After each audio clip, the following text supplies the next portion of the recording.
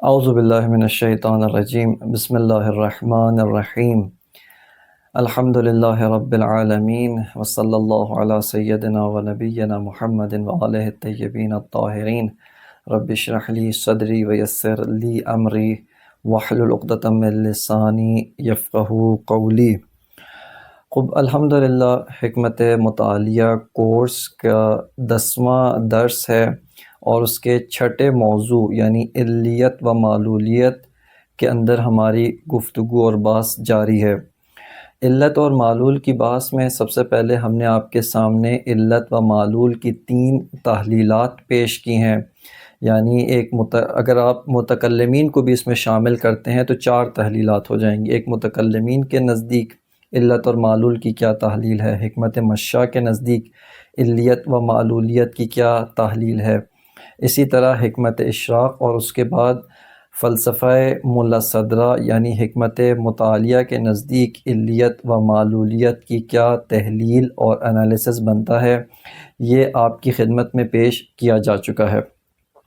اس کے بعد علت اور معلول کی بحث کو مزید گہرائی میں سمجھنے کے لیے یہاں پر ہم نے علت و معلول کی بحث کے کچھ اور فلسفی قواعد کو بیان کرنا شروع کیا تھا کہ آج انشاءاللہ تعالی ان میں سے ہی کچھ اور قواعد اور اسی طرح علت و معلول کی اور کچھ تقسیمات، کچھ اقسام، اس کی جو اور ٹائپس ہیں وہ آپ کی خدمت میں عرض کرنا چاہتا ہوں۔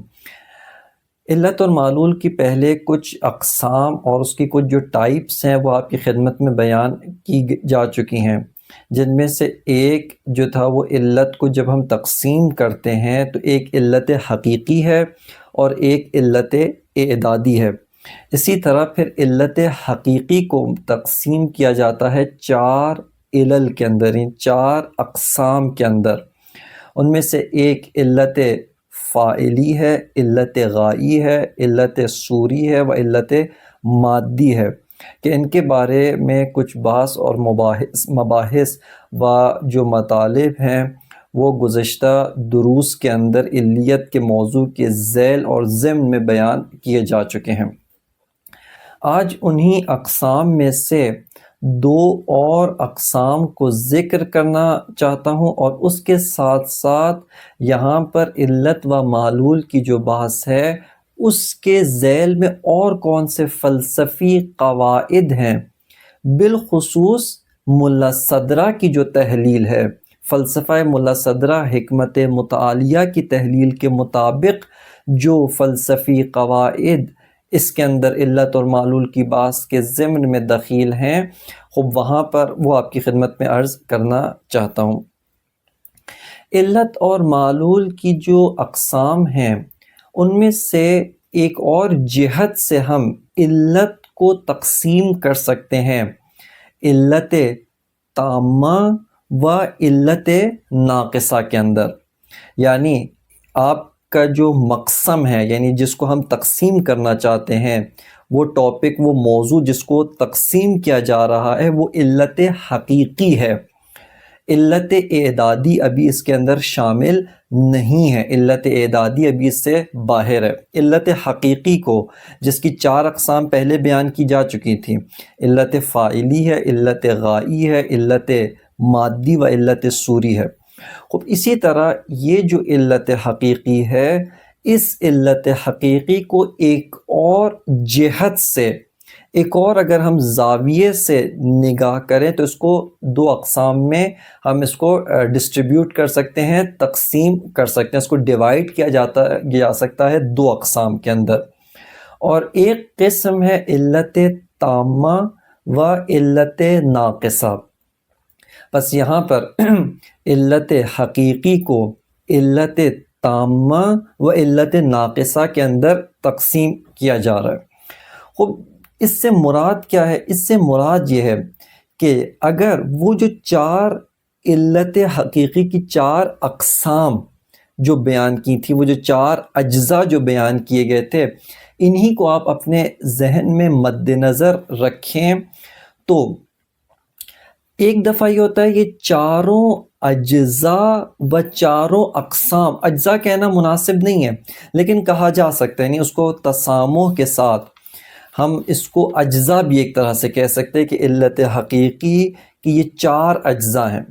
ایک مرتبہ یہ چاروں کے چاروں اجزاء جب باہم موجود ہو جاتے ہیں، جب باہم متحقق ہو جاتے ہیں، خب اس صورت میں معلول حتماً وجود میں آ جائے گا۔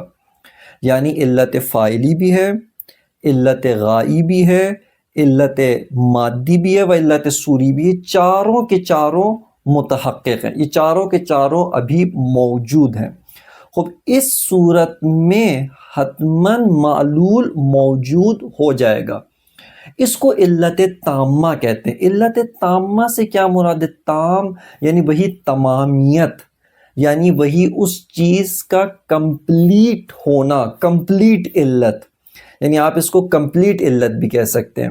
کمپلیٹ علت سے کیا مراد ہے؟ یعنی یہاں پر اس معلول کو وجود میں آنے کے لیے جتنی بھی علت کی ضرورت تھی وہ سب کی سب کمپلیٹ علت موجود ہے، اور یہاں پر معلول حتماً وجود میں آئے گا۔ یہاں پر معلول حتماً وجود میں آنا اس معلول کے لیے ضروری ہے، فلسفی لحاظ سے، فلسفی قواعد کی بنیاد پر اس معلول کا وجود میں آنا ضروری ہے۔ اس کو علت تامہ کہتے ہیں۔ یعنی علت تامہ سے مراد کیا ہے؟ وہ جو علت حقیقی کی 4 اقسام بیان کی تھیں وہ ساری کی ساری جب موجود ہوں، آپ کہیں کہ وجودی لحاظ سے سارے کے سارے متحقق ہیں، اس کو علت تامہ کہتے ہیں۔ یعنی اب علیت کا جو پروسیجر ہے، علیت کا جو عمل آپ اس کو کہہ سکتے ہیں، علیت کے جتنے تقاضے تھے وہ سب کے سب کمپلیٹ ہو چکے ہیں، وہ سب کے سب متحقق ہیں، وہ سب کے سب موجود ہیں۔ بس اس کو علت تامہ کہا جاتا ہے۔ یہیں سے ہمیں برعکس علت ناقصہ بھی سمجھ میں آ جاتا ہے کہ علت ناقصہ یعنی وہی علت حقیقی کے جو 4 اجزاء تھے، جیسے علت فاعلی ہے، علت غائی، علت مادی و صوری، ان میں سے بعض موجود ہیں اور بعض دوسرے موجود نہیں ہیں۔ یعنی ان میں بعض، مثال کے طور پہ علت فاعلی موجود ہے، علت غائی بھی موجود ہے، لیکن علت صوری یا علت مادی موجود نہیں ہے۔ خب یہاں پر وہ معلول کے وجود میں آنے کے لیے جتنی چیزوں کا ضرورت تھا، یا علیت کا جتنا، یعنی یہاں پہ آپ نے اس کو کوانٹیٹیو فارم میں نہیں سوچنا۔ کوانٹیٹیو مثال کے طور پہ بعض اوقات ہم یعنی 100 کلو، یعنی اس طرح سے نہیں سوچنا، کوانٹیٹی کے طور پہ آپ نہیں دیکھیں، بلکہ آپ اس کو 4 اجزاء کے طور پہ دیکھیں۔ جیسے اگر ایک مثال دینا چاہوں صرف آپ کے ذہن کو اس فلسفی مطلب سے قریب لانے کے لیے، صرف قریب لانے کے لیے، اور وہ یہ ہے کہ دیکھیں ایک مرتبہ ایک بہت وزنی پتھر ہے، اس کو 4 افراد بیک وقت مل کر اٹھا سکتے ہیں، 4 افراد بیک وقت مل کے اٹھا سکتے ہیں۔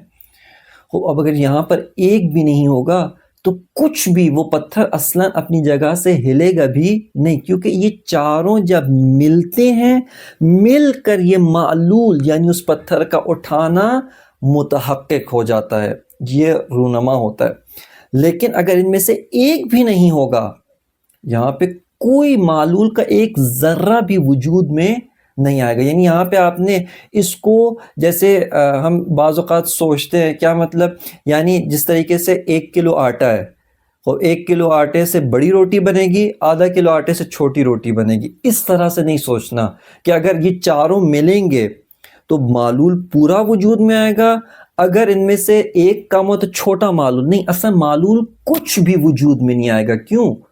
چونکہ پورے کا پورا معلول کا وجود وہ ان چاروں کے بیک وقت، سائملٹینیسلی بیک وقت ان چاروں کے اوپر محتاج ہے، اور اگر ان میں سے ایک بھی نہیں ہوگا، ایک ذرہ، یا آپ اس کو کہہ سکتے ایک رتی برابر معلول بھی وجود میں نہیں آ سکتا۔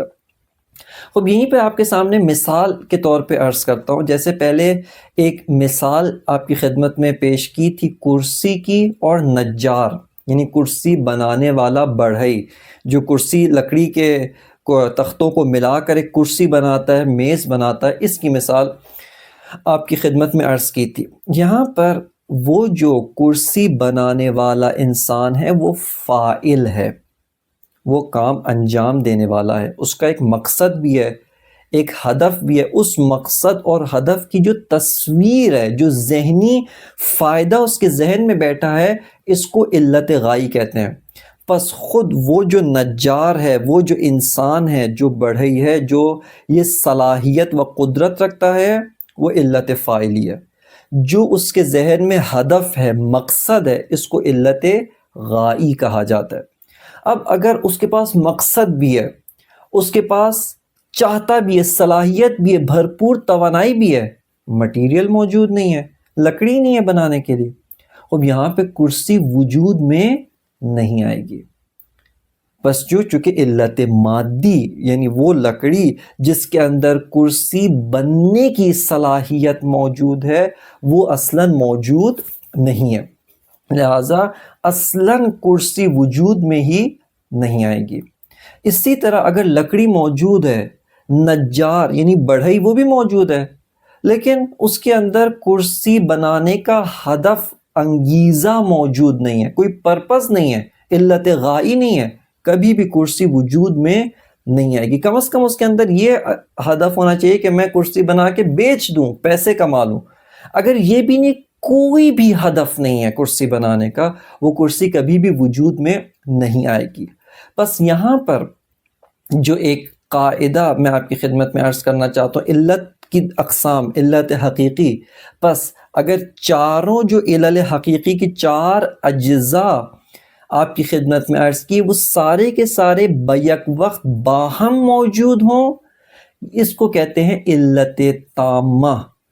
اور اگر ان میں سے بعض موجود ہوں اور بعض دوسرے موجود نہ ہوں، اس کو کہتے ہیں علت ناقصہ، یعنی ابھی علت کمپلیٹ نہیں ہوئی ہے، ابھی علت جتنا معلول کو وجود میں آنے کے لیے جو علیت کا پروسیجر کمپلیٹ ہونا چاہیے تھا وہ کمپلیٹ نہیں ہے، اس کے تمام اجزاء، تمام پارٹس کمپلیٹ نہیں ہے، بس اس کو علت ناقصہ کہا جاتا ہے۔ اب یہاں پر ہمارے پاس ایک جو اسی بحث کے ضمن میں ایک فلسفی قاعدہ موجود ہے، اور وہ قاعدہ یہ ہے کہ علت تامہ اور معلول، ان کے درمیان ایک آپ کہہ سکتے ہیں کہ ایسا تلازم ہے جو کبھی بھی ختم نہیں ہو سکتا، کبھی بھی ٹوٹ نہیں سکتا۔ اس قاعدے کو آپ نے اپنے ذہن میں رکھنا ہے، اور اس قاعدے کو میں آپ کی خدمت میں عرض کرتا ہوں، اور وہ یہ ہے کہ جیسے ہی علت تامہ موجود ہو جاتی ہے، علت تامہ متحقق ہو جاتی ہے، معلول کا وجود میں آنا حتمی ہے۔ اس کو کہا جاتا ہے کہ اگر علت تامہ موجود ہے، پس حتماً اور حتماً معلول کا وجود میں آنا ضروری ہے، حتماً و حتماً معلول کا وجود میں آنا ضروری ہے۔ ایسا نہیں ہو سکتا کہ معلول وجود میں نہ آئے، یہ ممکن نہیں ہے۔ صحیح ہے۔ بس ایک اس قاعدے کے دو پہلو ہیں۔ بس ایک پہلو کیا ہے کہ اگر آپ مثال کے طور پہ دیکھیں کہ علت تامہ متحقق ہے، آپ نے معلول کو ابھی تک نہ دیکھا ہو، لیکن عقلی قاعدہ، فلسفی قاعدہ کہتا ہے کہ اگر علت تامہ متحقق ہے، پس واجب ہے کہ معلول موجود ہو جائے۔ یہ کون سا وجوب ہے؟ اس کو کہتے ہیں یہ وجوب عقلی فلسفی ہے، یہ وجوب فقہی نہیں ہے۔ جیسے نماز واجب ہوتی ہے اس طرح کا وجوب نہیں، عقلی وجوب ہے، یعنی ہستی کے اندر اس کے علاوہ کسی اور چیز کے رونما ہونے کی گنجائش نہیں ہے، کیونکہ علت تامہ یعنی علت مادی، علت فاعلی، علت صوری و علت غائی، یہ سب کے سب موجود ہیں۔ اگر یہ سب کے سب موجود ہیں، پس حتماً و حتماً معلول موجود ہوگا۔ اس قاعدے کا ایک اور پہلو کیا ہے؟ اگر آپ کہیں پر معلول کو موجود دیکھ لیں، یہیں سے آپ کو پتہ چل جائے گا کہ یہاں پر علت تامہ بھی حتماً موجود ہے، حتماً موجود ہے۔ اس کو اگر اصطلاحی زبان میں کہا جائے اس کو کہتے ہیں کہ علت تامہ، یعنی علت سے مراد علت تامہ اور معلول کے مابین تلازم وجودی ہے، یا تعبیر دیگر کے ساتھ معیت وجودی ہے، معیت عین کے ساتھ معیت وجودی سے کیا مطلب ہے؟ معیت وجودی سے مطلب یہ کہ علت تامہ کا وجود حتماً اس کے ساتھ ساتھ معلول کا بھی وجود ہے، چونکہ معلول اپنی علت تامہ سے جدا نہیں ہو سکتا۔ اسی طرح برعکس بھی اگر آپ معلول کو دیکھیں، حتماً آپ کو عقلی و فلسفی قاعدے کے مطابق یہ نتیجہ لے لینا چاہیے کہ حتماً اس کی علت تامہ بھی موجود و علت تامہ بھی متحقق ہو چکی ہے۔ بس علت تامہ اگر موجود ہے تو حتماً معلول موجود ہوگا، اگرچہ آپ نے اس معلول کو نہ دیکھا ہو، اور برعکس اگر معلول موجود ہے پس حتماً اس کی علت تامہ بھی موجود ہوگی، اگرچہ آپ نے علت تامہ اور وہ جو اس کے 4 اجزاء بیان کیے ہیں وہ سارے کے سارے آپ نے مشاہدہ نہ کیے ہوں، لیکن فلسفی و عقلی قاعدے کی بنیاد سے یہ سارے کے سارے متحقق ہیں، رونما ہو چکے ہیں۔ یہیں پر ایک سوال پیدا ہوتا ہے جو ہمیں اس مسئلے کو سمجھنے میں بہت زیادہ مدد دیتا ہے، اور وہ یہ ہے کہ یہاں پر متکلمین کو ایک سوال پیش آیا، ایک شبہ پیش آیا۔ وہ کہتے ہیں کہ پس آپ واجب الوجود یعنی خداوند متعال کو کہتے ہیں کہ خداوند متعال جو انشاءاللہ آگے آئے گا، جو آگے کے دروس میں انشاءاللہ بیان ہوگا، جہاں پر ہم کل نظام ہستی کا ایک ڈھانچہ آپ کی خدمت میں رکھیں گے، پورا سٹرکچر کہ اس فلسفے کی بنیاد پہ، بالخصوص فلسفہ ملا صدرہ کی اساس پر نظام ہستی کا ایک مکمل جغرافیہ کیا ہے، اس کی ایک جغرافی کیا بنتی ہے، اس کا ایک پورا سٹرکچر و ڈھانچہ کس طرح کا بنتا ہے، وہ انشاءاللہ تعالی خداوند متعال کے لطف و کرم سے ہم آپ کی خدمت اقدس کے اندر اس کو حتماً رکھیں گے۔ اور وہ یہ ہے کہ یہاں پر جب واجب الوجود اس کو آپ نے کہا کہ وہ عقل اول کی علت تامہ، یعنی عقل اول سے مراد پہلا کریچر لے لے، فرسٹ کریچر، فرسٹ مخلوق، جو پہلی مخلوق ہے اس کی علت ہے۔ خب یہاں پر متکلمین نے کہا کہ آپ نے تو جو فلسفی قاعدہ بیان کیا ہے کہ اگر ایک چیز کی علت تامہ موجود ہو تو پس حتماً معلول کو ہونا چاہیے، تو انہوں نے کہا کہ واجب الوجود یعنی خداوند متعال وہ تو عقل اول کی علت تامہ ہے۔ خب جب عقل اول کی علت تامہ ہے تو پس حتماً جب سے واجب ہے تب سے عقل اول بھی ہے۔ خب آپ نے تو عقل اول کو کیا بنا دیا ہے؟ قدیم زمانی بنا دیا ہے، اور نعوذ باللہ آپ تو ایک سے زیادہ واجب الوجود کے قائل ہو گئے ہیں۔ یہ ایک شبہ ان کو پیش آیا۔ ایک اور شبہ کا پہلو یہ ہے کہ آپ نے واجب الوجود کو مجبور بنا دیا، اس کے ہاتھ پاؤں نعوذ باللہ ان عقلی و فلسفی قواعد سے باندھ دیے، اور متکلمین یہی کہتے ہیں کہ ہم آپ کو پہلے سمجھا رہے تھے کہ فلسفہ مت پڑھو وگرنہ گمراہ ہو جاؤ گے، اور یہ دیکھیں آپ کی گمراہی کا نمونہ کیوں؟ آپ نے واجب الوجود کو مجبور بنا دیا کہ بھئی واجب الوجود تم پر حتماً ضروری ہے کہ عقل اول کو وجود ملاؤ، لیکن واجب الوجود کا دل نہیں چاہ رہا، ارادہ نہیں کرتا، وہ عقل اول کو وجود میں نہیں لانا چاہتا۔ خوب بس اس کا مطلب ہے آیا واجب الوجود میں کوئی کمی ہے، کوئی نقص ہے، کوئی کوتاہی ہے؟ بس آپ فلاسفہ کے جو فلسفی قاعدہ آپ نے بیان کیا ہے کہ اگر علت تامہ ہے تو پس معلول کو حتماً موجود ہونا چاہیے، یہ واجب الوجود کے بارے میں اس میں 2 اشکالات پیش آتے ہیں۔ پہلا اشکال کیا ہے کہ جب سے واجب ہے علت تامہ ہے، پس جب سے واجب ہے تب سے عقل اول بھی ہے، پس واجب الوجود 2 ہو گئے، چونکہ عقل اول قدیم زمانی ہو گیا، قدیم ہو گیا ہے، اس کو بھی آپ نے واجب کی صف میں لا کر اس کے برابر لا کے کھڑا کر دیے۔ خوب آپ تو نعوذ باللہ توحید کے دائرے سے نکل گئے۔ یہ ایک اشکال۔ کہ دوسرا اشکال، خوب واجب الوجود علت تامہ ہے لیکن اس کا ارادہ نہیں ہے، وہ نہیں چاہتا عقل اول کو وجود میں لانا، بس آپ نے واجب الوجود کے نعوذ باللہ ہاتھ پاؤں باندھ دیے، اس کو مجبور کر دیا ہے۔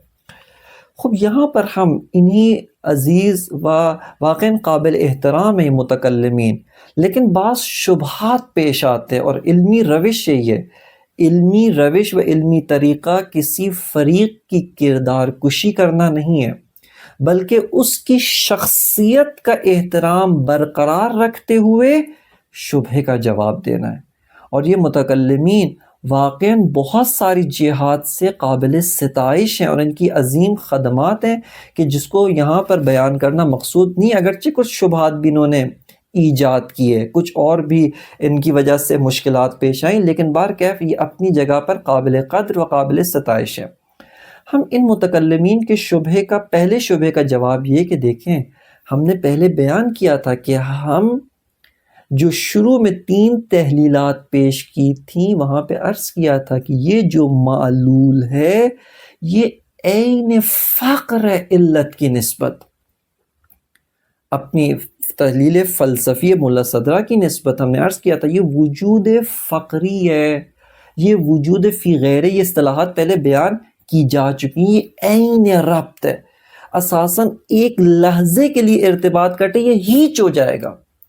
اب آپ اس کو پیچھے لے جائیں، اس کی ذات، اس کا وجود عین فقر ہے۔ جب اس کا وجود عین فقر ہے، اب آپ دیکھیں یہ 1 گھنٹے کے لیے موجود ہو، اس 1 گھنٹے کے ٹائم پیریڈ میں عین فقر ہے۔ اب اگر یہ 1 سال کے لیے بھی موجود ہو، 1 سال کے لیے عین فقر ہے۔ یہ 1 دہائی، 10 سال کا جو پیریڈ ہے اس کے لیے، اس میں بھی عین فقر، 1 صدی کے لیے موجود ہو عین فقر ہے، 1 ہزاروی کے لیے موجود ہو عین فقر ہے۔ اگر یہ بی نہایت زمانے کے لیے موجود ہو تب بھی اس کا وجود فقری ہے، عین فقر ہے۔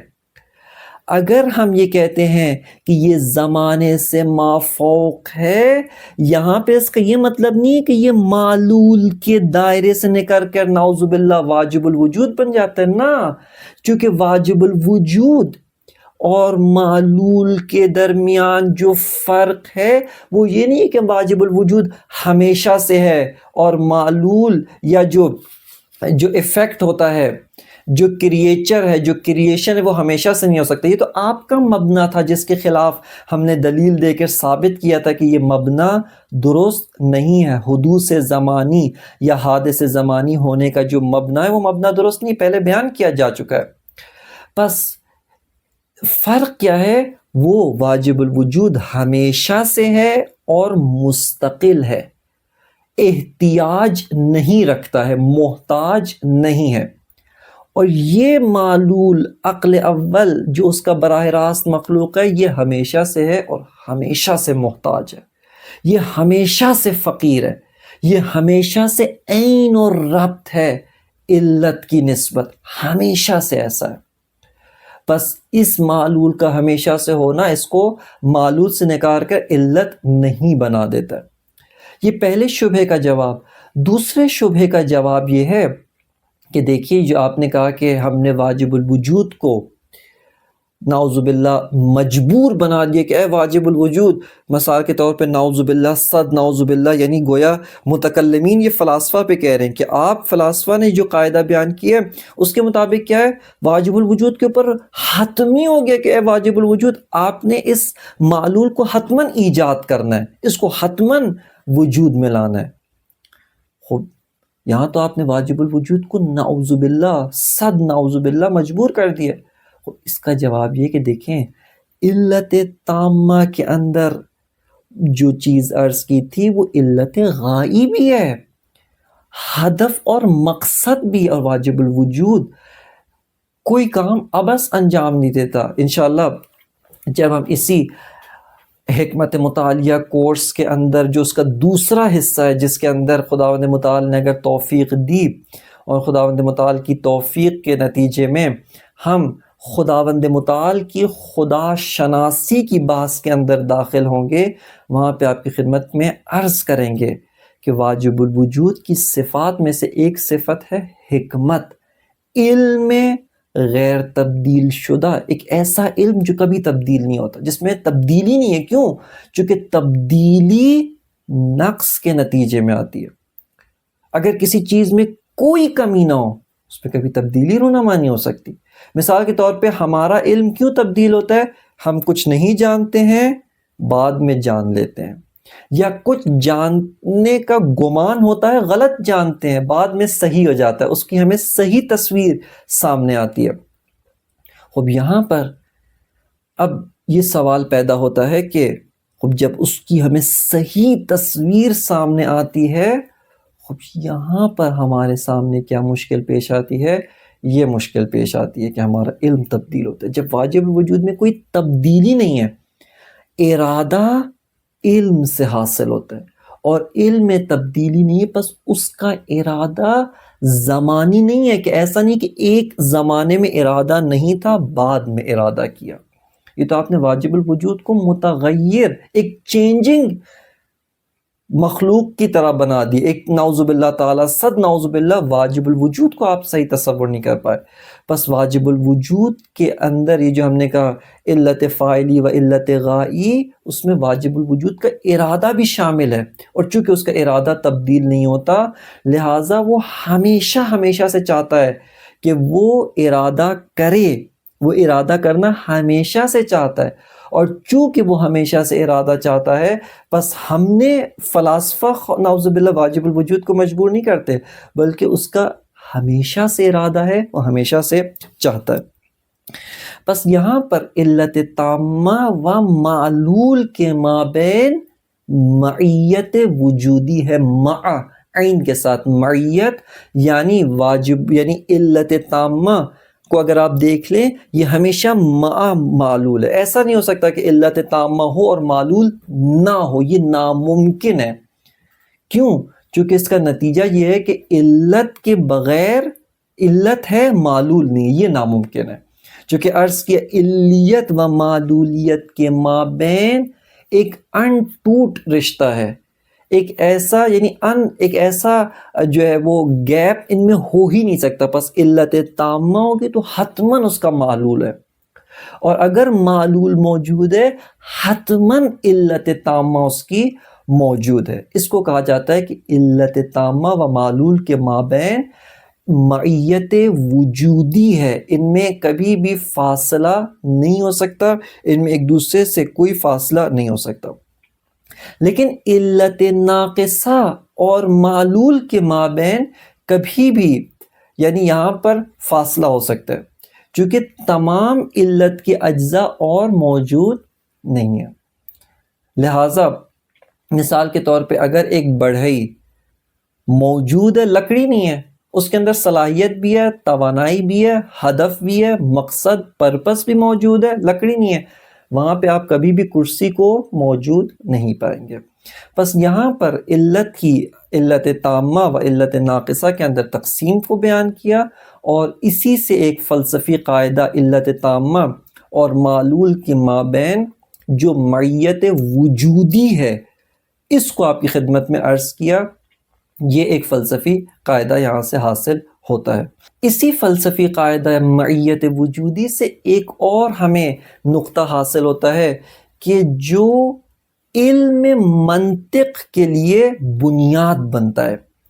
علم منطق کا کام یہ ہے کہ علم منطق وہ علم ہے جو ہمیں یہ سکھاتا ہے کہ ہم نے جو ہے وہ واقعیت، ریالٹی کو سمجھنا کیسے ہے، یعنی ریالٹی کو سمجھنے کے بعض ایسے راستے ہیں، بعض ایسے طریقے ہیں جو حتماً ہمیں ریالٹی تک نہیں پہنچاتے ہیں، اس کے اندر غلطی بھی ہو سکتی ہے۔ علم منطق آتا ہے، آ کر اس غلطی کو دور کرتا ہے اور واقعیت تک پہنچنے کے ایسے اصول بتاتا ہے جن میں غلطی کا امکان و گنجائش نہ ہو۔ اس میں سے ایک جو علم منطق کا سب سے اہم رکن ہے، جو فلسفے کو سمجھنے و کشف واقعیت کو سمجھنے کی ریڑھ کی ہڈی ہے، وہ ہے برہان، یعنی جس کو آپ کہہ سکتے ہیں ریشنل آرگیومنٹیشن، اور وہ بھی ریشنل آرگیومنٹیشن جو برہان ہو، جس کو منطق کی زبان میں برہان کہا جاتا ہے۔ اور اس کے اندر یہ ہے کہ اگر معلول موجود ہے، آپ کو علم ہو جانا چاہیے کہ اس کی علت تامہ بھی حتماً موجود ہے، اور اگر علت تامہ کو آپ دیکھ لیں حتماً اس کا معلول موجود ہے. پس یہ جو معیت وجودی ہے علت تامہ اور معلول کے مابین جو رابطہ اور رشتہ آپ کی خدمت میں ابھی عرض کیا ہے، اور اس کے پیچھے جو فلسفی انالیسس موجود ہے وہ آپ کی خدمت میں ابھی رکھا ہے، یہ علم منطق میں باب برہان کے لیے ایک بنیاد اور اس کی بیسس بن جاتا ہے، اس کے لیے ایک بیسس واقع ہوتا ہے. یہیں پر ہم یہ پس ایک تقسیم اور اس سے بعض قواعد آپ کی خدمت میں عرض کیا. علت کی ایک اور جو تقسیم ہے علت تامہ کی تقسیم، اور وہ یہ ہے کہ علت تامہ کو ہم علت قریب و علت بعید میں تقسیم کر سکتے ہیں. یعنی ایک معلول ہے، اس معلول کو آپ نے اوریجن پوائنٹ کے طور پر رکھنا ہے. اب اس معلول کے پرسپیکٹو سے، یعنی جسے کہتے ہیں نا ود رسپیکٹ ٹو دس معلول، یعنی اس معلول کو مد نظر رکھتے ہوئے آئیں اور آ کر دیکھیں تو یہ معلول کے لحاظ سے ایک علت بعید ہے، وہ بھی علت تامہ ہے، وہ اگر نہیں ہوگی معلول وجود میں نہیں آئے گا. ایک علت قریب ہے.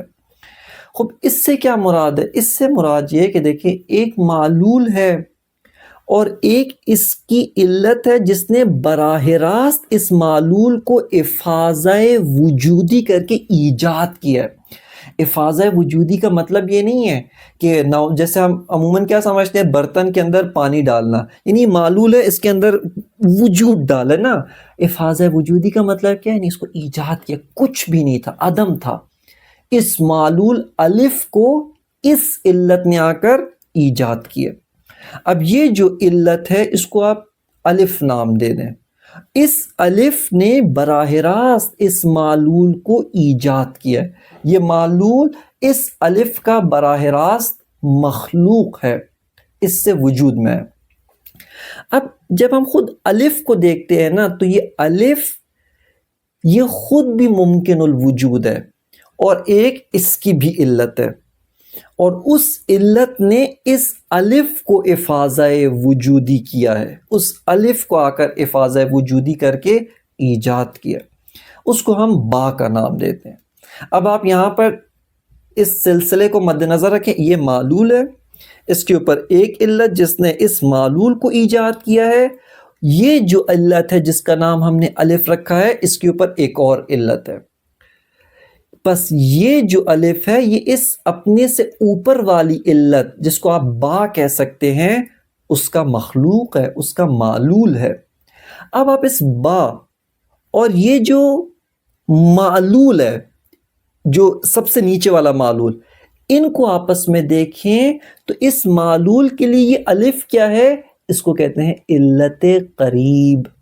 علت قریب کا کیا معیار کیا ہے؟ وہ علت جو براہ راست اس معلول کو ایجاد کرے اس کو علت قریب کہا جاتا ہے. اور وہ علت کے جو واسطے جس کے اور معلول کے مابین واسطہ ہو، جیسے جو با ہے اور یہ جو معلول ہے اس کے درمیان الف کا واسطہ ہے. پس وہ جو با ہے اگرچہ خود اس الف کی نسبت کیا ہے؟ علت قریب ہے، لیکن جو فائنل معلول ہے اس کی نسبت کیا ہے؟ علت بعید ہے، دور کی علت ہے. اب یہاں پہ واسطہ چاہے ایک ہو چاہے 100 ہو، سب کو علت بعید کہا جائے گا. مثال کے طور پہ با کے اوپر ایک جیم ہے، جیم کے اوپر دال ہے، یہ دال بھی اس فائنل معلول کی نسبت کیا؟ علت بعید ہے. یہ سب کے سب. بس معیار کیا ہے؟ معیار واسطے کا ہونا یا نہ ہونا. اب اس معیار کے مطابق فقط الف ہے جو اس معلول کی براہ راست علت ہے. پس اس یعنی آپ نے مد نظر اوریجن پوائنٹ کیا؟ یہ معلول. اس کے پرسپیکٹو سے، اس کی دوربین سے اگر ہم ان علت کے سلسلے کو مد نظر رکھتے ہوئے ملاحظہ کریں تو یہاں پر وہ جو الف ہے وہ اس کی نسبت علت قریب ہے، اور باقی الف کے اوپر با ہے، جیم ہے، دال ہے، اور بھی ہیں. یہ سارے کے سارے کیا ہیں؟ اس معلول کی نسبت علت بعید کہلاتے، اس کی نسبت دور کی علت ہے، علت بعید ہے۔ بس یہ ایک اور تقسیم آپ کی خدمت، یہ سارے کے سارے علت تامہ ہیں۔ وہ جو با ہے وہ بھی علت تامہ ہے، چونکہ اگر ایک جز بھی آپ اس کا نکال لیں گے اساساً الف وجود میں نہیں آئے گا۔ جب الف وجود میں نہیں آئے گا، یہ جو فائنل معلول ہے یہ بھی کبھی وجود میں نہیں آئے گا۔ لہٰذا یہاں پر آپ نے مد نظر رکھنا ہے کہ یہ علت تامہ ہے جو بعید و قریب میں تقسیم ہوتی ہے۔ پس معلول کے لحاظ سے اگر آپ مد نظر رکھیں تو علت تامہ یا قریب ہے یا بعید ہے، یہ آپ کی خدمت میں ابھی عرض کیا ہے۔ ابھی یہاں پر ہم اپنے علت اور معلول کی بحث کا جو آخری ایک قاعدہ ہے، جو انتہائی اہم قاعدہ ہے علت اور معلول کے باب میں اور بہت کام آتا ہے، یعنی اس قاعدے کو آپ نے خوب اچھی طرح سے ہضم کرنا ہے، اچھی طرح سے حل کرنا ہے، اور اس قاعدے کے اندر تشکیک کی بحث بھی، تشکیک الوجود کی بحث بھی آئے گی، اور یہ قاعدہ اگر اچھی طرح سے آپ کو حل ہو جاتا ہے، ہضم ہو جاتا ہے، تو اس کے بعد آپ کی جو انشاءاللہ ہم بات کریں گے عوالم کے بارے میں، اس ہستی کے کتنے مراتب ہیں، کتنے عوالم ہیں، اس ہستی کا جغرافیہ کیا ہے، اس ہستی کا ڈھانچہ و سانچہ کس طرح کا ہے، وہاں پر یہ بات انتہائی آپ کے لیے مفید واقع ہوگی۔ اور وہ قاعدہ ہے قاعدہ سنخیت، سین کے ساتھ سنخ، جیسے ہم سنخ ہونا استعمال کیا جاتا ہے، اسی سے یہ قاعدہ کیا ہے، قاعدہ سنخیت۔ ایک اس کی عامیانہ، اگر بہت عامیانہ میں آپ کی خدمت میں ایک مثال، یعنی آپ اس کو مثال بھی نہیں کہہ سکتے، ایک تمثیل، صرف ذہن کو تھوڑا سا نزدیک لانے کے لیے، جو ایک معروف شعر بھی ہے کہ می کند ہم جنس با ہم جنس پرواز، یعنی کبوتر با کبوتر، باز با باز، می کند ہم جنس با ہم جنس پرواز، یعنی آپ کبوتر کو کبوتر کے ساتھ اڑتے ہوئے دیکھیں گے، اسی طرح باز کو باز کے ساتھ آپ اڑتے ہوئے دیکھیں گے، باز جو عقاب یا جو شکاری پرندہ ہے اس کو عقاب کے ساتھ اڑتے ہوئے دیکھیں گے، کووں کو کووں کے ساتھ آپ اڑتے ہوئے دیکھیں گے۔ یعنی ہستی کے اندر، کائنات کے اندر ایک قانون و قاعدہ لاگو ہوتا ہے جس کو قاعدہ سنخیت کہا جاتا ہے۔ اب ہم آتے ہیں ایک بہت عامیانہ سی ایک صرف موضوع کو شروع کرنے کے لیے آپ کی خدمت میں رکھا ہے۔ اب فلسفی قاعدہ سنخیت علت و معلول کے باب میں کس طرح سے جاری ہوتا ہے، اور وہ یہ قاعدہ ہے کہ دیکھیے ہم نے شروع میں ایک اور مطلب جس کے اوپر علت اور معلول کے باب میں بہت زیادہ تاکید کی تھی، وہ یہ تھی کہ فاقد الشیء کبھی بھی معطی الشیء نہیں ہو سکتا۔ فاقد الشیء سے کیا مراد ہے، یعنی جو یہ کمال نہیں رکھتا، جو یہ کوالٹی نہیں رکھتا، وہ دوسرے کو دے بھی نہیں سکتا ہے۔ اگر علت کے اندر یہ قوت، یہ صلاحیت، یہ پاور نہیں ہے، وہ معلول کو ایجاد نہیں کر سکتا، وہ معلول کو کبھی وجود میں نہیں لا سکتا ہے۔ پس معلول میں جو کچھ بھی ہے وہ سب کا سب علت میں ہونا ضروری ہے۔ اب یہاں پر قاعدہ جو ڈرائیو ہوتا ہے، جو قاعدہ نکلتا ہے، وہ قاعدہ ہے سنخیت، اور وہ یہ قاعدہ کہتا ہے کہ یہ جو علت ہے، اس علت کا براہ راست جو معلول ہے، اس علت کا براہ راست جو معلول ہے، وہ معلول اپنی علت کے ساتھ حد اکثر شباہت رکھتا ہوگا۔ ابھی میں عرض کروں گا، ان کلمات کے اوپر آپ نے بہت غور کرنا ہے، حد اکثر شباہت۔ اچھا، اس کے مقابلے میں کیا ہے، اس کے مقابلے میں ایگزیکٹلی سیم ہونا، ایگزیکٹلی سملر ہونا، یہ ناممکن ہے۔ کیوں ناممکن ہے؟ یہ اس لیے ناممکن ہے کہ یہ جو علت ہے، اس نے معلول کو جو ایجاد کیا ہے، معلول کو جو کریٹ کیا ہے، یہ ایگزیکٹلی سیم نہیں ہو سکتا۔ کیوں؟ چونکہ اس کی مثال کے طور پہ آپ دو وجود تصور کریں، ایک الف اور ایک با۔ الف علت ہے، معلول اس کا معذرت با اس کا براہ راست وداؤٹ اینی آپ کے بیچ میں کوئی واسطے کے بغیر اس کا معلول ہے، علت قریب ہے۔ اب یہاں پر ہم کہتے ہیں کہ اب اچھا یہیں سے آپ کو ایک اور بات بھی سمجھ میں آنی چاہیے کہ یہ جو قاعدہ سنخیت ہے ابھی ہم کس کے بارے میں بیان کر رہے ہیں؟ علت قریب و معلول، علت قریب اور معلول، یعنی جو علت قریب ہے اور جو معلول ہے ان کے مابین حد اکثر شباہت ہونی چاہیے۔ اچھا یہ ایگزیکٹلی کبھی سیم نہیں ہو سکتے، یعنی یہ جو معلول ہے یہ 100% point to point dot to dot exactly کبھی اپنی علت کے ساتھ سیم نہیں ہو سکتی۔ سادہ سی بات ہے، کیوں؟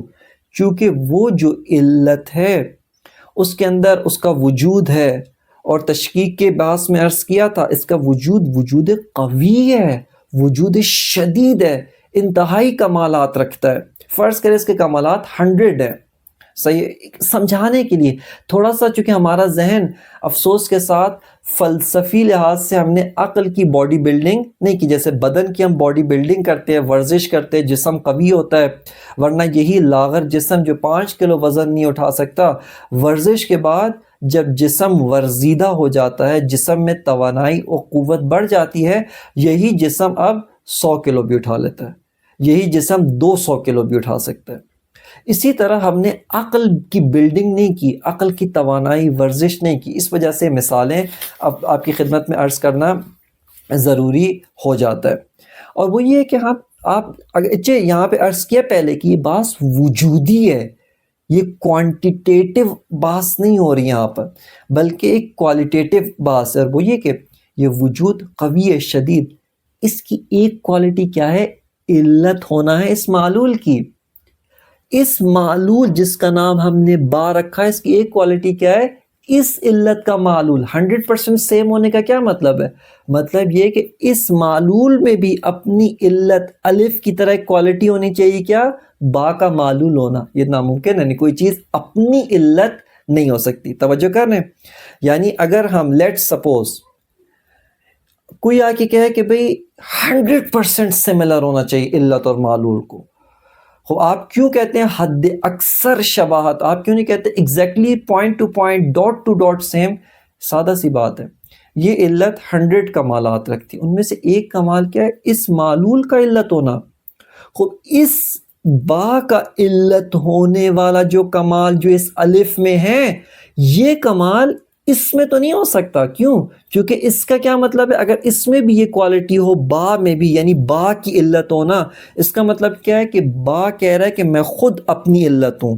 خود اپنی علت کا کیا مطلب؟ یعنی مجھے کسی علت کی ضرورت نہیں ہے۔ اور یہ شروع میں عرض کیا کہ ہر ممکن الوجود علت کا محتاج ہے، ہر ممکن الوجود، ہر موجود نہیں۔ پہلے کئی دفعہ عرض کر چکا ہوں کہ یہ جو ویسٹرن فلسفی کے اندر یہ جو فیلسی ہے کہ ہر چیز کا کریچر ہونا چاہیے، بس خدا کو کس نے کیا، اس کو تو ہم نے شروع میں ہی بالکل فلسفی و عقلی قواعد جو فلسفہ اسلامی نے بیان کی اس کی نگاہ میں دھو دھا کے بالکل سائٹ پہ رکھ دیا کہ یہ اصلا بے بنیاد بات ہے۔ ہر چیز کا علت ہونا، کس نے کہا ہر چیز کا؟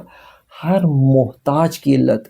بس اگر آپ یہ کہتے ہیں کہ یہ با یہ کہے کہ میں ایگزیکٹلی علت کے سیم ہوں، اور علت کی پراپرٹیز، اس کی کریکٹرسٹکس، کوالٹیز میں سے ایک کوالٹی کیا ہے؟ با کی علت ہونا۔ بس اس کا با کیا کہہ رہی ہے؟ میرے اندر ایک کوالٹی ہے کہ میں اپنی علت ہوں، میں با کی علت ہوں۔ با کی علت کا کیا مطلب ہے؟ اس کا مطلب ہے کہ مجھے الف نے نہیں بنایا، میں نے خود اپنے آپ کو بنایا۔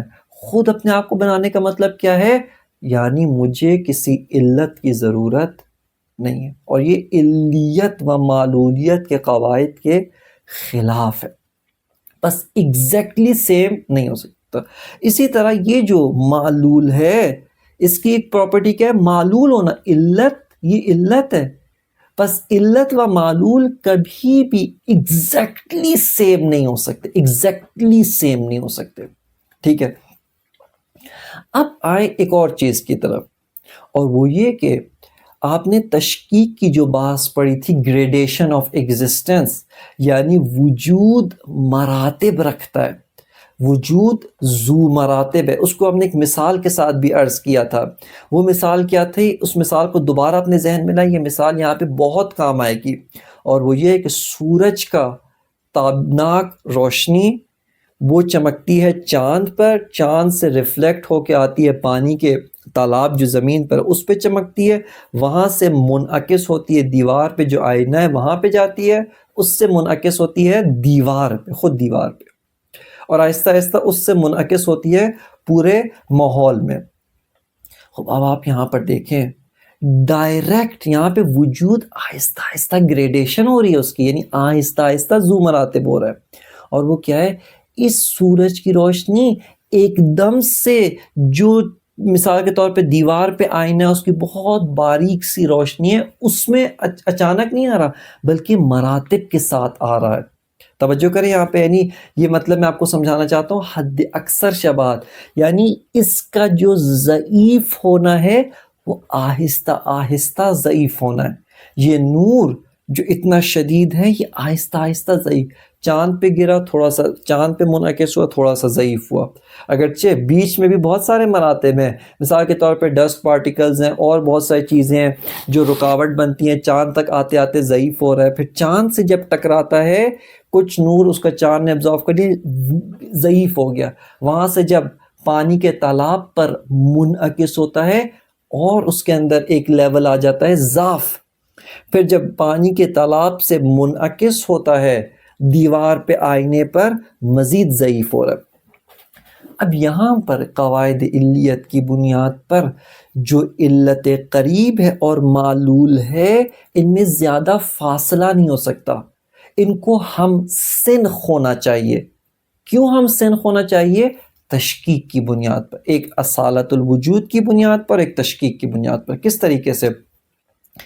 اصالت الوجود کا ایک پہلو پہلے آپ کی خدمت میں عرض کیا تھا، دیکھیں شروع کے قواعد جو فلسفی قواعد ہیں ان کو آپ نے ساتھ لے کر چلنا ہے، ان کو ہضم کرنا ہے، پھر یہ بات کی مباحث آپ کے لیے انتہائی آسان طور پہ سمجھ میں آئیں گی۔ اصالت الوجود نے آ کر ہمیں بتایا تھا کہ ہستی کے اندر ایگزسٹنشل گیپ ہونا محال ہے، ایگزسٹنس کا خلا محال ہے، خلا وجودی نہیں ہو سکتا۔ ہاں جسمانی لحاظ سے خلا ہو سکتا ہے لیکن وجودی لحاظ سے خلا نہیں ہو سکتا۔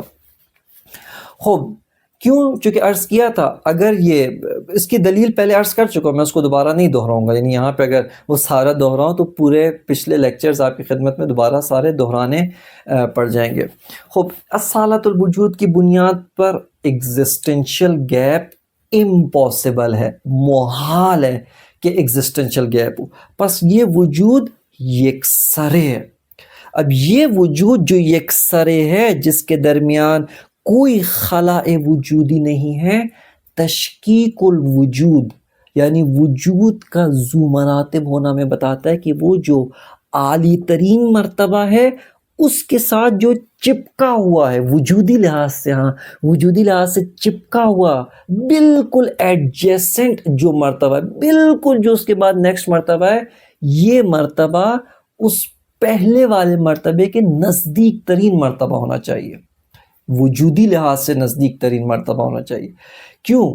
چونکہ ان میں زیادہ فاصلہ نہیں ہو سکتا، ایگزسٹنشل گیپ موجود نہیں ہے، ایگزسٹنشل یہاں پہ کوئی فاصلہ موجود نہیں ہے۔ اور انشاءاللہ تعالی جب ہم آگے جائیں گے جا کر وہاں پر بحث کریں گے عالم ہستی کا جو پورا ایک جغرافیہ فلسفہ ملا صدرہ کی نگاہ میں بنتا ہے، وہ آپ کی خدمت میں عرض کریں گے، پیش کریں گے، وہاں پر آپ دیکھیں گے کہ واجب الوجود کی جو پہلی کریچر ہے، پہلی جو مخلوق، وہ پہلی جو کریشن ہے وہ واجب الوجود سے باقیوں کی نسبت، باقی مخلوقات کی نسبت نزدیک ترین ہے، اگرچہ لمیٹڈ ہے، اس کا وجود محدود ہے۔ واجب الوجود لا محدود ہے اور وہ محدود ہے، اور محدود و لا محدود میں ہمیشہ لا محدود فاصلہ ہوتا ہے۔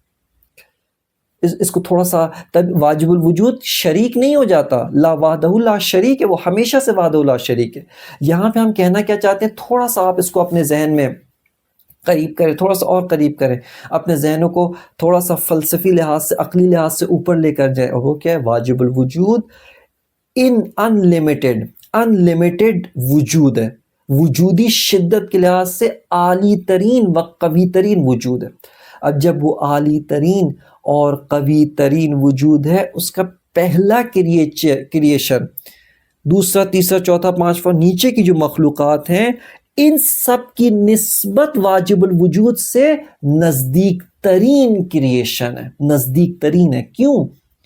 چونکہ یہاں پر قواعد اصالت الوجود، تشکیک الوجود و علت المعلول میں سنخیت، اس کی اساس کے اوپر جو پہلی مخلوق ہے وہ شبیہ ترین اور سب سے نزدیک ترین ہے واجب الوجود کے ساتھ۔ اگرچہ عرض کر رہا ہوں، اگرچہ اس میں بھی اور واجب الوجود میں بھی ایک لامحدود فاصلہ ہے۔ کس چیز سے؟ چونکہ دیکھیں واجب الوجود لامحدود ہے، انلیمیٹڈ ہے۔ انلیمیٹڈ کو ہم تصور نہیں کر پاتے، اس کو بھی ہم ہمیشہ کسی محدود دائرے میں، آپ کا بھی انلیمیٹڈ، اور ایک بہت بڑا لیکن لمیٹڈ۔ لمیٹڈ اور انلیمیٹڈ میں ہمیشہ انلیمیٹڈ فاصلہ ہوتا ہے۔ کیوں؟ یہ فاصلہ کس چیز کا ہے؟ یہ فاصلہ اس چیز کا ہے، وہ مستقل ہے، یہ فقیر ہے، یہ معلول علت ہے، یہ معلول ہے۔ وہ مستقل ہے، یہ غیر مستقل ہے، یہ محتاج ہے۔ یہ سارے معالیل محتاج ہیں، یہ سب، یہ مرتبہ سب محتاج ہیں۔ اور بس یہیں سے جتنے معلولات ہیں، اس معلولات کا ایک پیکج لیں، پہلا مرتبہ، دوسرا، سب معلولات، ان کا ایک پیکج، یہ واجب الوجود۔ ٹھیک ہے نا؟ یہ اوپر نیچے بھی کہنا عرض کر رہا ہوں، یہ وہ والی اس طرح کی تشبیہات ہے جو ہمارا ذہن مانوس ہوا، ورنہ پہلے بھی عرض کیا کہ یہ رابطہ وجودی ہے، اوپر نیچے والی بات نہیں۔ لیکن بار کے سمجھانے کے لیے ہاتھ کا اشارہ کرنا مقصود ہے، اور وہ یہ کہ وہ مستقل ہے، یہ محتاج، اور محتاج و مستقل میں لامحدود فاصلہ ہے۔ لیکن یہ جو 10 محتاج کھڑے ہیں، یہ جو ایک محتاج، 2، 3، 4، 5، 6، اور یہ اسی طرح عالم مادہ تک اتنی ساری مخلوقات جو ہے، ان میں سے پہلی جو فرسٹ کریشن ہے، جو باقی کریشنز کے لیے، باقی مخلوقات کے لیے واسطہ فیض بنے گی، یہ باقیوں کی نسبت واجب الوجود کے نزدیک ہے، اگرچہ وہ خود کیا ہے، اس میں اور واجب الوجود میں عرض کیا لامحدود فاصلہ ہے۔ وہ فاصلہ کس چیز کا ہے؟ وہ فاصلہ ہے وجوب، وہ واجب ہے، یہ ممکن ہے۔ وہ ذاتاً غنی بالذات ہے، مستقل بالذات ہے، یہ محتاج بالذات ہے، یہ فقیر بالذات ہے، عین فقر و عین ربط ہے۔ اب یہ کوئی کم فاصلہ نہیں ہے۔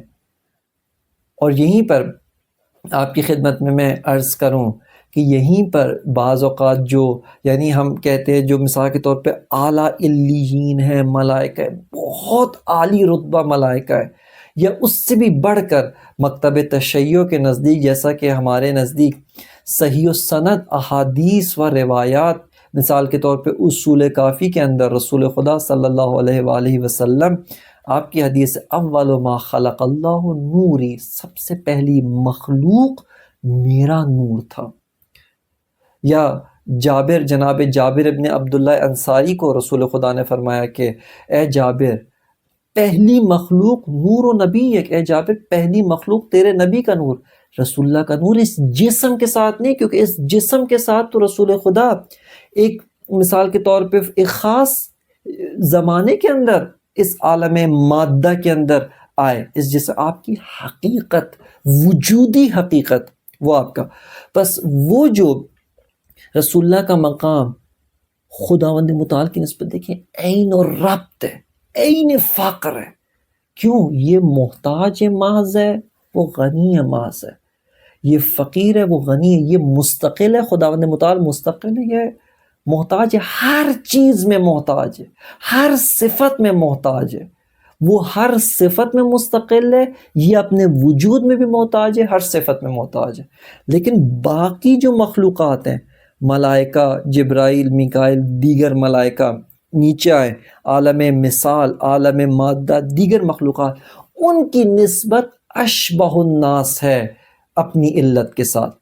اسی طرح یہ جو عقل اول ہے، انشاءاللہ آگے کے دروس میں تفصیل سے عرض ہوگا. ابھی آپ یہ پریشان نہ ہو کہ عقل اول کیا ہوگا، یہ کیا ہوگی. آپ کہ یہ واجب الوجود اس کی پہلی مخلوق. اب اس واجب الوجود نے پہلی جو مخلوق ہے اس کو ایگزسٹنس دیا، اس کو ایجاد کیا. اب اس کا ایک اور معلول ہے. یہ جو معلول ہے یہ اپنی علت قریب کے ساتھ، جو وہی عقل اول ہے، جو پہلا مخلوق ہے، واجب کا پہلا مخلوق ہے، اس سے حد اکثر شباہت رکھے گا. اسی طرح آہستہ آہستہ آہستہ عالم مادہ میں اتنی کثرتیں، چرند پرند اتنی کثرتیں، یہ سب کی سب کثرتیں اسی طرح تدریجی تنزل وجودی، گریڈیشن آف ایگزسٹنس، تشکیک الوجود، وجود آہستہ آہستہ ضعیف ہوتا جا رہا ہے، کثرتیں وجود میں آ رہی ہیں. پہلے عرض کیا تھا وجود جمعی کا کیا مطلب ہے؟ ایک وجود ہے جو وجودی لحاظ سے اتنا قوی ہے کہ بہت سارے کمالات کو اپنے اندر سمو سکتا ہے، لیکن وجودی لحاظ سے وجودات اگر ضعیف ہوتا جائیں یہ بہت سارے کمالات کو کیا ہے اپنے اندر سمو نہیں سکتے، بلکہ بکھرتے جا رہے، ایک کمال اس میں، ایک کمال اس میں ٹکڑیوں میں بٹ رہے ہیں. بس یہاں پر آپ کے سامنے قاعدہ سنخیت کیا بیان کرتا ہے؟ قاعدہ سنخیت یہ بیان کرتا ہے کہ جو یہ علت قریب و معلول، ان کے مابین حد اکثر سنخیت ہونا ضروری ہے. اور اسی قاعدہ سنخیت سے بہت سارے اخلاقی کمالات و اخلاقی قواعد حاصل ہوتے ہیں.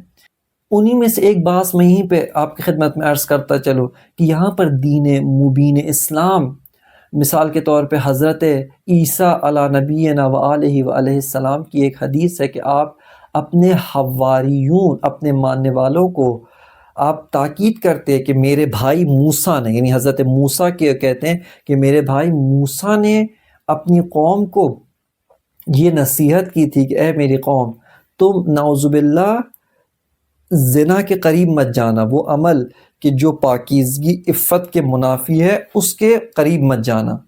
حضرت عیسیٰ کہتے ہیں میں تمہیں کہتا ہوں اس عمل کو تو دور کی بات، اس کے بارے میں سوچنا بھی نہیں. کیوں؟ قاعدہ سنخیت، آپ کے عمل آپ کی گفتار کا نتیجہ ہے، آپ کی گفتار و گفتگو تھاٹس کا نتیجہ ہے.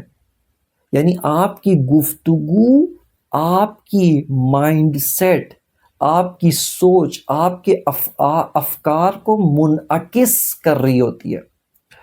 آپ کے افکار آپ کی پرسنالٹی کا نتیجہ ہے. بس جیسی آپ کی پرسنالٹی ویسے آپ کے افکار ہیں، ویسے آپ کے الفاظ بنیں گے، ویسے آپ کے اعمال بنتے جائیں گے، اور وہی اعمال تکرار ہوتے جائیں، وہی اعمال آپ کی ہیبٹس، آپ کی عادتیں بنتا جائے گا. قاعدہ سنخیت. بس بہت سے لوگ کہتے ہیں ہم سے یہ کام ہو جاتا ہے. کیوں ہوتا ہے؟ چونکہ آپ کے مائنڈ میں مسئلہ ہے، آپ کے افکار میں مسئلہ ہے. یہاں اس کو پہلے ٹھیک کریں، اپنی گفتار پہ آہستہ آہستہ کنٹرول کریں، اپنے افکار کو کنٹرول کریں. آہستہ آہستہ آپ کے اعمال خود بقاعدہ سنخیت ہر جگہ جاری ہے. علت تامہ اور معلول. کیوں؟ چونکہ ہمارا عمل، چونکہ افسوس کے ساتھ اس دورے کے اندر ابھی انسان شناسی کی بات ہم نہیں کر پائے، یعنی ہمارے پاس فرصت نہیں ہوئی. انشاءاللہ خدا نے مند متعال کی توفیق درکار ہے، اس کی توفیق کہ ہم طلبکار ہیں کہ انسان شناسی ملا صدرہ کے مکتب کی نگاہ میں انسان شناسی کیا ہے اس کے بارے میں بھی ہم بحث اور گفتگو تفصیل کے ساتھ کر پائیں. اور وہ یہی قاعدہ ہے کہ انسان کے اعمال، عمل اختیاری ارادے کا نتیجہ، ارادہ شوق کا نتیجہ، شوق علم کا نتیجہ ہوتا ہے. بس جیسا علم ویسا شوق، ویسا ارادہ ویسا عمل. سنخیت، یہاں پہ قاعدہ سنخیت جاری ہوتا ہے. بس قاعدہ سنخیت ایک عقلی فلسفی قاعدہ ہے جو کل ہستی کے اندر جاری ہوتا ہے، کل ہستی کے اندر لاگو ہوتا ہے. اسی قاعدہ سنخیت سے ہم ایک اور جو استفادہ کر سکتے ہیں وہ آئندہ جا کر انشاءاللہ ہم واجب الوجود خداوند متعال کی جو مباحث ہیں، جہاں پر خداوند متعال کی ذات واجب الوجود کی وجود کو اس بات کریں گے، واجب الوجود کی صفات، اس کی کوالٹیز، اس کی ایٹریبیوٹس، اس کی کریکٹرسٹکس کو ہم ثابت کریں گے، اور جہاں پر واجب الوجود کے افعال کو ثابت کریں گے، ان میں بعینہ قاعدہ سنخیت جاری ہے، اور وہ اس طرح سے ہے۔ یہیں سے قاعدہ سنخیت ہمیں کیا بتاتا ہے؟ حد اکثر شباہت ہے علت اور معلول کے مابین۔ بس اگر آپ معلول میں ایک پراپرٹی دیکھتے ہیں، ایک صفت کمالی دیکھتے ہیں، یہ صفت کمالی حتماً علت میں ہونا چاہیے۔ مثال کے طور پہ اگر آپ معلول کے اندر، مخلوق کے اندر صفت رحمت دیکھتے ہیں، بس یہ معلول ہے، اس کا وجود جب اپنا نہیں ہے تو اس کی یہ صفات کمالیہ، صفات نقصیہ نہیں حتم، میں عرض کروں گا ابھی، صفات کمالیہ سے علم ہے، جیسے حیات ہے، قدرت ہے، رحمت ہے، خوب یہ صفات کمالیہ، یہ صفات کمالیہ بھی اس کی اپنی نہیں ہے، علت نے عطا کی ہے۔ بس آپ نے ابھی معلول کو دیکھ رہے ہیں، ہمارے سامنے کون ہے؟ یہ معلول کھڑا ہے، علت تو ہمارے سامنے حاضر نہیں ہے، ٹھیک ہے نا؟ خب آپ نے دیکھا یہ معلول ہے، بس اس کا وجود اپنا نہیں ہے۔ اب اس معلول کو آپ اسٹڈی کریں، اس کے اندر علم ہے، اس کے اندر حیات ہے، اس کے اندر اور بہت ساری چیزیں، خوب بس یہ صفات کمالیہ حتماً علت میں ہونی چاہیے۔ لیکن یہیں پر ایک گروہ پیدا ہو گیا، کون سا گروہ؟ تشبیہ و تجسیم کا قائل ہو گیا۔ تشبیہ کا کیا مطلب ہے؟ تشبیہ کا مطلب ہے یعنی یہ بعض ایسے افراد ہیں جو عقائد کی دنیا میں خالق یعنی خداوند متعال، جس کو ہم دینی اصطلاح میں اللہ تعالی کہتے ہیں، یا فلسفی زبان میں جس کو واجب الوجود کے نام سے ہم یاد کرتے ہیں، کہتے ہیں کہ وہ بھی ہم ہی جیسا ہے، تشبیہ کے قائل ہو گئے۔ شبیہ، وہ خالق کو مخلوق کے شبیہ قرار دینے لگے۔ کیا مطلب؟ اس کا مطلب ہے، دیکھیں انسانوں میں رحمت کا کیا مطلب ہے؟ مثال کے طور پہ میں ایک جگہ سے جا رہا تھا، اب جب میں ایک جگہ سے جا رہا تھا، وہاں پہ میں نے ایک انتہائی فلک مفلوق الحال، ایک انتہائی پسماندہ، ایک انتہائی غربت کے عالم میں، انتہائی پسماندگی کے عالم میں ایک فقیر کو دیکھا۔ اب یہ جو اس فقیر کو میں نے دیکھا، میرے دل میں اضطراب پیدا ہوا، تبدیلی رونما ہوئی، یہ حالت پہلے نہیں تھی، ابھی پیدا ہوئی۔ خوب یہ اضطراب جب پیدا ہوا میرے اندر، خوب پھر میرے اندر اس اضطراب وہ بار بار آ رہا ہے، یار کیوں ایسی حالت میں، تکلیف ہو رہی ہے، مجھے تکلیف ہو رہی ہے۔ خوب بس میں کیا کرتا ہوں، تھوڑے سے پیسے نکال دیتا ہوں تاکہ اپنے اس اضطراب کو تشفی دے سکوں۔ انہوں نے کہا رحمت خدا میں بھی اسی طرح سے ہوگی؟ کیا مطلب؟ یعنی نعوذ باللہ خدا مخلوقات کو دیکھتا ہے، اس پہ رحم کرتا ہے، خوب یہ رحمت یعنی نعوذ باللہ خدا میں تبدیلی ہے، تغییر ہے، یعنی خدا کو بھی تکلیف ہوتی ہے، اور اس تکلیف سے چھٹکارا پانے کے لیے یہ مریض کو شفا دے دیتا ہے، اس کو ایک اور چیز دے دیتا ہے، اس حاجت مانگنے والے کو حاجت دے دیتا ہے، یہ مطلب ہے۔ یہ تو نعوذ باللہ آپ نے خالق کو اٹھا کے عین مخلوق بنا دیا، عین مخلوق ایگزیکٹلی سیم بنا دیا۔ اچھا یہ تشبیہ ہے، بعض تشبیہ کے اندر ایک سٹیپ اور آگے چلے گئے، تجسیم، نعوذ باللہ تعالی من ذالک، خداوند متعال کے جسم اور جسمانی ہونے کے قائل ہو گئے، نعوذ باللہ من ذالک، صد نعوذ باللہ، کہ نعوذ باللہ کہنے کہ خدا بھی جسم ہے لیکن اس سے تھوڑا بڑا جسم ہے، ہم تھوڑے چھوٹے جسم ہیں، وہ بہت بڑا جسم ہے۔ مثال کے طور پہ آپ 7 میٹر کے ہیں، خوب خدا نعوذ باللہ، یہ ان کے بقول ویسے ہی کہہ رہے ہیں، یعنی آپ اگر بہت سارے متکلمین ان کی بالخصوص افسوس کے ساتھ، چونکہ علم فلسفہ بعض وجوہات کی بنیاد پر فلاسفہ اہل سنت و اہل تسنن کے اندر علم فلسفہ رشد نہیں پایا، اس وجہ سے وہ تجسیم کے قائل ہو گئے۔ آپ ابن تیمیہ جو ایک مکتب اہل تسنن کا امام ہے، اس کے توحیدی عقائد دیکھیں، خدا تخت پہ بیٹھتا ہے، نعوذ باللہ اس کا تخت کا مطلب کیا ہے؟ بادشاہوں کا جیسے تخت ہوتا ہے، ایک مکان ہے اس کا. خب جو مکانی ہو جاتا ہے تو خدا نہیں ہے.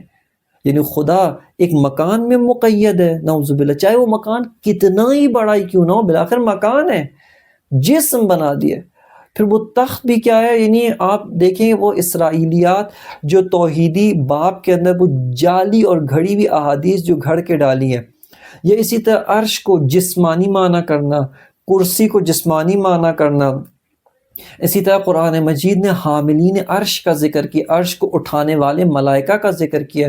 اس کا کیا مطلب ہے؟ نعوذ باللہ، جیسے پہلے زمانے میں بادشاہ ہوتے تھے، اپنے تخت پہ بیٹھتے تھے، ان کا تخت کچھ مزدوروں نے اٹھایا ہوا ہوتا تھا، کہ خداوند متعال اس طرح کا ہے، جسم بنا دیا آپ نے خدا کو. خب جسم محتاج ہوتا ہے، یہ کیوں نہیں دیکھتے آپ؟ جسم کو زمان چاہیے، جسم میں تبدیلی ہو سکتی ہے اور ہزاروں. بس یہاں پہ انہوں نے کیا کیا؟ مخلوق کے ایگزیکٹلی سیم کر دیا خالق کو. اچھا یہ ایک طرف آپ رکھیں.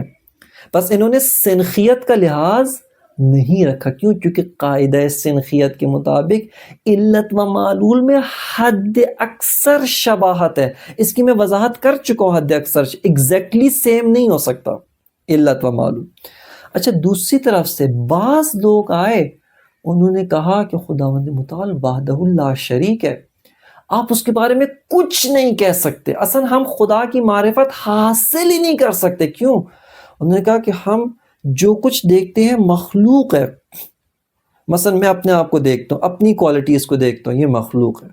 میں بہت سارے ارد گرد جس چیز کو میں دیکھ رہا ہوں سب مخلوق ہے. جو چیز میں تصور کر سکتا ہوں سب مخلوق ہے. میرا سروکار مخلوقات سے، اصلا میں خالق کو کبھی سمجھ ہی نہیں سکتا. یہ لوگ آ کر انہوں نے کہا کہ اساساً خالق واجب الوجود کی معرفت کا دروازہ بند ہے، اس کو کوئی سمجھ ہی نہیں سکتا. یہاں پر اگر ایسا ہی ہے، یعنی انہوں نے دوسری طرف سے کیا کہا کہ اساساً علت و معلول کے مابین کسی جہت سے کوئی شباہت نہیں ہے. خوب یہاں پہ یعنی انہوں نے کہا کہ علم، خوب سوال، واجب الوجود کا علم اصلاً آپ زبان نہیں کھول، سمجھ ہی نہیں سکتے آپ اس کو. کیوں؟ کسی جہت سے کوئی شباہت نہیں ہے. اس کو کہا جاتا ہے الہیات سلبی. الہیات سلبی کا کیا مطلب ہے؟ یعنی واجب الوجود سے صرف نقائص کو سلب کریں، اس میں جہل نہیں ہے، لیکن علم ہمیں نہیں معلوم، اس کے بارے میں کہہ ہی نہیں سکتے آپ. کیوں؟ کیونکہ واجب الوجود کی معرفت اصلاً ممکن نہیں ہے. کیوں؟ کیونکہ آپ واجب الوجود، ہم مخلوقات کی دنیا میں واجب الوجود کو سمجھنے کا کوئی پیرامیٹر، کوئی انسٹرومنٹ ہمارے ہاتھ میں نہیں ہے. جو کچھ ہم اپنے آس پاس دیکھ رہے ہیں، سوچ رہے ہیں، سمجھ رہے ہیں، یہ سب مخلوقات کے بارے میں. کیا پتہ واجب الوجود ایسا نہ ہو. علم، آیا کہہ سکتے ہیں واجب الوجود کو علم میں؟ نہیں کہہ سکتے. کیوں؟ واجب الوجود کا علم آپ کے اصلاً اس کا علم بالکل ڈیفرنٹ ہے، بالکل ڈیفرنٹ. یعنی اساساً علم کا معنی وہاں پہ ڈیفرنٹ ہے. شروع میں ایک بات اگر آپ کے ذہن میں ہو، جہاں پر ہم نے اشتراک معنوی وجود کی بات کی تھی، وہیں پہ میں نے یہ نقطہ عرض کیا تھا. بعض نے کہا تھا کہ جب آپ کہتے ہیں واجب الوجود موجود ہے، اور کہتے ہیں ممکن الوجود، جیسے انسان ہے، جیسے میں ہوں، جیسے آپ ہیں، جیسے کتابیں ہیں، جیسے لیپ ٹاپ ہے، یہ چیزیں موجود ہیں، اساساً یہاں موجود کا معنی ہی ٹوٹلی چینج ہے، ٹوٹلی ڈیفرنٹ ہے. وہیں پہ میں نے آخر باز کے اندر یہ نقطہ عرض کیا تھا کہ یہ جو اشتراک معنوی وجود ہے، یہ ایک ماسٹر کی ہے، ایک شاہ کلید ہے. شاہ کلید کا مطلب کیا ہے؟ کہ آپ یہی دوسری کوالٹیز کے بارے میں علم، اشتراک معنوی ہے. جب آپ کہتے ہیں کہ انسان، مثال کے طور پہ ہم کہتے ہیں کہ یہ ایک عام انسان گلی کوچہ بازار میں، زیادہ پڑھا لکھا بھی نہیں، یہ بھی عالم ہے، یعنی اس کو 4 باتیں معلوم ہیں. پھر آپ ایک مرتبہ کہتے ہیں یہ آیت اللہ العظمیٰ، یہ بھی عالم ہے. خوب آیا ان کا علم اس بازاری انسان کے برابر ہو گیا، جو یہ مثال کے طور پہ حمالی کرتا ہے کندھوں پہ بوجھ اٹھا کر ایک جگہ سے دوسری جگہ پہنچاتا ہے، اس کو 4 باتوں کا علم ہے۔ اب یہ آیت اللہ العظمیٰ بھی عالم ہے، ان کا علم اس کے برابر ہو گیا۔ پھر ایک مرتبہ آپ کہتے ہیں امام معصوم عالم ہے، ان کا علم اس کے برابر ہو گیا۔ ایک مرتبہ آپ کہتے ہیں خداوند متعال واجب الوجود علیم ہے۔ خوب آیا یہاں پہ وہی عرض کیا تھا، علم اشتراک معنوی ہے، لیکن ایک کا علم محدود لمیٹڈ، اور تھوڑا ایک کا اس سے وسیع، اپنے سے اوپر والی کے ایک کا اور وسیع، ایک کا علم لا محدود علم ہے۔ پھر دوسرا، بس یہاں پہ میں سنخیت سے کیا سمجھانا چاہتا ہوں، واجب الوجود اور معلول کے مابین حد اکثر شباہت، بس یہ جو 2 ایکسٹریمز ہیں ان پہ نہیں جانا۔ ایک ایکسٹریم کیا کہتی ہے، یہ خالق شبیہ مخلوق ہے، مشبہہ یعنی جو خالق کو شبیہ مخلوق قرار دیتے ہیں۔ یعنی کیا مطلب، یعنی واجب الوجود ارادہ کرتے، کیا مطلب ارادہ کرتا ہے، پہلے بیٹھا ہوا تھا، پھر آہستہ آہستہ اس کو کوئی علم حاصل ہوا، پھر ایک ارادہ پیدا ہوا، پھر کام کرنے کا سوچا، پھر کام کر دیا۔ میں تو اسی طرح کام کرتا ہوں، بس واجب بھی اسی طرح سے کام کرتا ہے۔ خب یہ آپ نے کیا کیا، آپ نے واجب کو اٹھا کر مخلوق کے شبیہ بنا دیا۔ اور اس کی بھی ایکسٹریم کیا ہوگی، تجسیم۔ دوسری ایکسٹریم کیا ہے، دوسری ایکسٹریم یہ کہ اساساً واجب الوجود کی معرفت، اس کا دروازہ مکمل بند ہے، آپ اسے سمجھ ہی نہیں سکتے۔ اس کے بیچ میں الامر بین الامرین فلسفی قاعدہ کیا ہے، وہ قاعدہ سنخیت ہے، اور وہ یہ ہے کہ یہ جو مخلوقات میں پراپرٹیز ہیں، صفات کمالیہ ہے، صفات کمالی یعنی جو آپ جن کو ہم خود فیل کریں کہ یہ صفت کمالی صفت ہے، ایک پازیٹیو ایٹریبیوٹ، چونکہ اسی مخلوق میں بعض کوالٹیز ایسی ہیں جو صفات نقص ہیں، جیسے جسم ہونا نقص ہے، اسی طرح مثال کے طور پہ ضعیف ہونا نقص ہے۔ ان صفات کو پس آپ ڈسٹریبیوٹ کریں، صفات کمالیہ و صفات نقیصہ جو نقص کو بیان کرتے ہیں۔ جسم ہونا، مثال کے طور پہ زمان میں ہونا، مکانی ہونا، یہ صفات نقص ہیں۔ یہ جتنی صفات کمالیہ ہیں نا، یہ انسان کے اندر یا مخلوقات کے اندر ضعف وجودی کے ساتھ یہ صفات کمالیہ بعض نقائص کے ساتھ مکس ہو جاتی۔ کیا مطلب، رحم یا رحمت جیسے پہلے مثال دی ہے، ایک پازیٹیو کوالٹی ہے، صفات ثبوتیہ ہے، خداوند متعال کی نسبت نہیں کر، صفات کمالیہ آپ کے ایک کمال کے اوپر بیان کرتی ہے، کمال کو ڈسکرائب کر رہی ہے۔ لیکن انسان میں رحم اس کے بعض لوازمات ہیں، خود رحم کیا ہے، ترحم، رحم، لیکن انسان میں یہ رحم کیا بات ہے، کیسے آتا ہے، اس کے ساتھ اضطراب ہے، اس کے ساتھ انسان کے نفس کی حالت تبدیل ہونا ہے۔ خب یہ نقص ہے، یہ انسان میں، یہ جو علم حصولی، جو علم ہم حاصل کر رہے ہیں کتابوں کا علم، خب یہ علم ہماری مائنڈ کے اندر جو نیورونز، اگرچہ علم کی حقیقت جیسے انشاءاللہ آئندہ بیان ہوگا، علم ٹوٹل عالم مادہ سے مافوق ہے، عالم مادہ سے بالاتر ہے، اساساً عالم مادہ سے اوپر ہے، ایک غیر مادی حقیقت ہے علم۔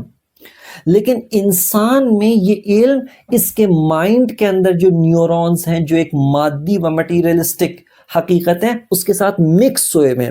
لہٰذا جب آپ یہ جو سائنٹیفک ایکسپیریمنٹس کیے گئے ہیں بالکل صحیح ہے، انسان کے مغز کے ایک خاص حصے پر چوٹ لگے اس کا حافظہ ختم ہو جاتا ہے، انسان کے مغز کے ایک اور حصے پر چوٹ لگے وہ ایک خاص قسم کی کیلکولیشنز، ایک خاص قسم کے علم سے محروم ہو جاتا ہے۔ اور یہ بالکل درست ہے۔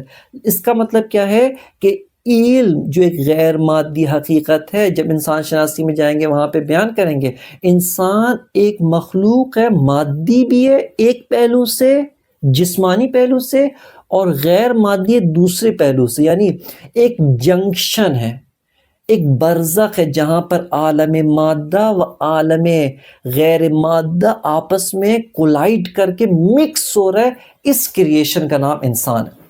خوب آیا بس علم ہمارے اندر کیا ہے، اس بعض مادی چیزوں کے ساتھ جڑا ہوا ہے۔ خوب سوال، خداوند متعال میں علم وہ بھی مادی کسی کنیکشن کے ساتھ جڑا ہوا ہے؟ آیا نعوذ باللہ تعالیٰ خداوند متعال کا بھی کوئی مغز ہے، اس کے اندر بھی نیورونز ہے یا اس طرح سے؟ نہیں، علم کمال ہے، لیکن انسان چونکہ مرتبہ ضعیف میں ہے، ضعیف وجود ہے، یہاں پر یہ کمال بعض نقائص کے ساتھ آمیختہ ہوا ہے۔ اب آپ نے جب اوپر واجب الوجود کی طرف نسبت دینا، علم کو نسبت دیں، نقائص کو نسبت نہیں دے سکتے، وگرنہ آپ مشبہہ بن جائیں گے، آپ تشبیہ خالق کو عین مخلوق بنا دیں گے۔ دوسری طرف سے آپ نے دوسری وادی میں بھی نہیں گرنا، اصلا واجب الوجود کے بارے میں حرف نہ زنید، ساکت، بالکل کچھ بات ہی نہ کریں، کوائٹ، اصلا سمجھ ہی نہیں سکتے۔ اب سوال، اگر آپ سمجھ ہی نہیں سکتے، قرآن مجید میں خداوند متعال نے اپنی معرفت، اپنی شناخت کے بارے میں اتنی ساری آیتیں بیان کی، خوب کیوں بیان کی جب ہم سمجھ ہی نہیں سکتے تھے؟ خوب بس اس کا مطلب ہے سمجھ سکتے ہیں، لیکن اپنی شناخت کے، اگرچہ یہاں پہ ایک اور بھی چیز ہے، واجب الوجود کا احاطہ ممکن نہیں ہے، حتیٰ علمی احاطہ بھی ممکن نہیں ہے۔ کیوں؟ لامحدود، کبھی بھی کوئی محدود ایک لامحدود پر علمی احاطہ نہیں کر سکتا، لیکن دوسری طرف سے ایسا بھی نہیں آپ اس کو نہیں سمجھ سکتے۔ قاعدہ سنخیت کیا بتاتا ہے؟ یہ جب آپ نے معلول کو دیکھا، اس معلول کے ایسپیکٹس، اس معلول کے مختلف جوانب کو جب آپ نے اچھی طرح سے سمجھا ہے اور اس کو دیکھا ہے، اب آپ کو یہاں پر فی الجملہ علت کی بہت ساری کوالٹیز، اس کی ایٹریبیوٹس، اس کی صفات کمالیہ پتہ چل گئے، لیکن اس معلول کی جو نقائص ہیں آپ ان کو بے عینی علت کی طرف نسبت نہیں دے سکتے۔ کیوں؟ معلول وجود ضعیف ہے، علت وجود قوی ہے۔ بس سنخیت، قاعدہ سنخیت جو ایک فلسفی قاعدہ ہے، یہ ہمیں بہت ساری اور فلسفی مباحث، بالخصوص عوالم، ہمارا سروکار تو عالم مادہ کے ساتھ ہے۔ عالم برزخ کیا ہے؟ عالم مادہ، عالم برزخ اس سے اس کی علت ہے۔ عالم مثال آئندہ انشاءاللہ بیان ہوگا عوالم کی بات میں۔ صرف عرض کرنا مقصود یہاں پر کیا ہے؟ یہاں پر یہ عرض کرنا مقصود ہے کہ ہم جان سکتے ہیں، لیکن ان دو چیزوں کو مد نظر رکھیں۔ صفات کمالیہ کو اپنے سے بالاتر وجود کی طرف نسبت دی جا سکتی ہے، صفات نقائص، صفات نقصیہ یا صفات نقیصہ، ان کو اپنے سے بالاتر علت کی طرف، اس بالاتر وجود کی طرف آپ نسبت نہیں دے سکتے، اس کو نسبت نہیں دے سکتے۔ اسی طرح واجب الوجود کی طرف، کیوں؟ چونکہ علت قریب اور معلول کے مابین حد اکثر شباہت، اس حد اکثر شباہت کی وضاحت کرنے کی میں نے آپ کی خدمت میں بھرپور کوشش کی ہے۔ پس قاعدہ سنخیت ایک انتہائی اہم فلسفی قاعدہ ہے، ایک انتہائی اہم فلسفی علت و معلول کے باب سے ریلیٹڈ ایک انتہائی اہم فلسفی قاعدہ ہے، جس کے بعض جو ہے وہ شاخیں، اس کے فروعات آپ کی خدمت میں عرض کرنے کی کوشش کی۔ اسی طرح واجب الوجود، خدا شناسی کی بات میں اس کے کیا امپلیکیشنز ہیں، اس کے کیا نتائج و ثمرات ہمیں حاصل ہوتے ہیں، وہ آپ کی خدمت میں عرض کرنے کی کوشش کی۔ اور اگرچہ علت اور معلول کی بات ایک بہت ہی وسیع بات ہے، اور اس کے اور بھی بہت، لیکن حد اکثر چیزیں کہ جو اس مختصر کورس کے اندر، حکمت مطالعہ کورس کے اندر آپ کی خدمت میں عرض کیے جا سکتے ہیں، وہ آپ کی کوشش کیا گیا کہ اہم ترین مطالب آپ کی خدمت میں آسان فہم زبان کے ساتھ بیان کیے جا سکیں۔ انشاءاللہ اگلے درس کے اندر آگے جو 3 عوالم کی جو بحث ہے، انشاءاللہ تعالی خداوند متعال کی توفیق سے انشاءاللہ اس کے اندر ہم وارد ہوں گے۔ وصلی اللہ علی سیدنا و نبینا محمد و آلہ الطیبین الطاہرین۔